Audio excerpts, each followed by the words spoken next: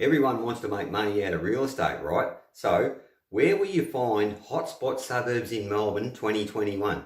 My name's Tony Harrington. I'm the founder of Your Property Investing.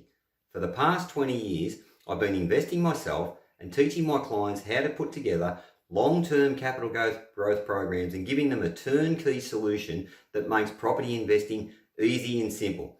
On this video, I'll be talking to you about 5 areas where I think you're going to get some pretty solid capital growth in 2021. And I'll give you some reasons why I think those areas are pretty good. So let's start off. Mornington Peninsula, okay, down the bayside suburbs of Melbourne is absolutely booming. I've got a couple of properties down there that have gone up 25% in the last 6 months, folks. It's absolutely flying. Now, the reason why it is because a lot of people have got really cashed up in Melbourne. They've decided they're going to buy a second property or an investment, and the Mornington Peninsula, because of the lifestyle, the freeways and whatnot, that's an area that they're heading down and going, hey, this is pretty cool. So from a lifestyle perspective and investment perspective, fairly good down that side of town. Here's the second area I quickly want to talk to you about. Geelong down on the west coast, similar things happening down there. A lot of people are buying up, investors are down there. There's a brand new suburb. There's over $6 billion worth of projects, construction, infrastructure going to happen in that area over the next 2, 3, 4, 5 years, okay? Really quick there. Now, Werribee in the western suburbs. Look, it's got a bit of a stigma. Werribee, people go, ooh, Werribee, right? But think past what's there today and look at what's going to be 10, 15, 20 years from today, folks. That's where you have to have the mindset, okay?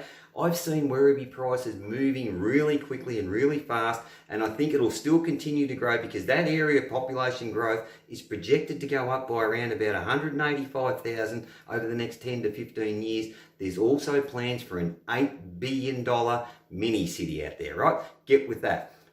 Rockback Mountain, I think I've spoken about this before, but it's an area where, again, there's a stigma to it. Look past the stigma, major growth, major area.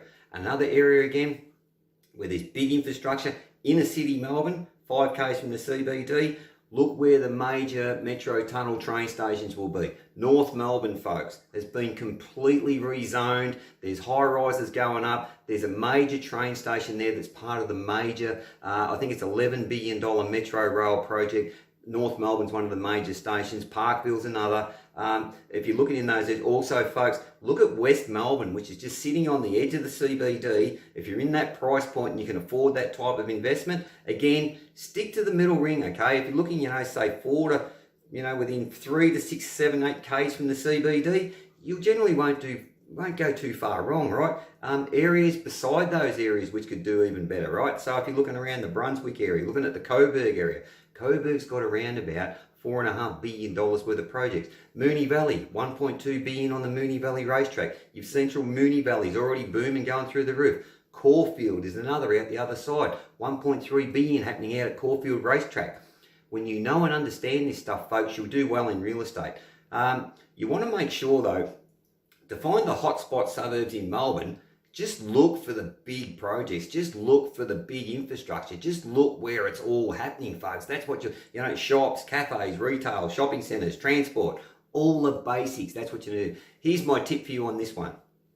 You should spend at least 3 months researching any particular area where you're thinking about investing so you know it inside out. When I first started investing back in Geelong in early 2000, I spent 3 months going through a particular area, a particular suburb. I went to auctions, I spoke to real estate agents.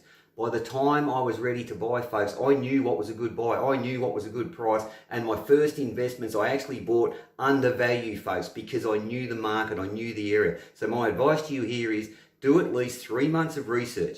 I know we're time poor, but if you love real estate and you're keen to invest, you'll put in the time and you'll put in the work, all right? Hey, look, I hope you enjoyed that video. I hope you got some good content out of it.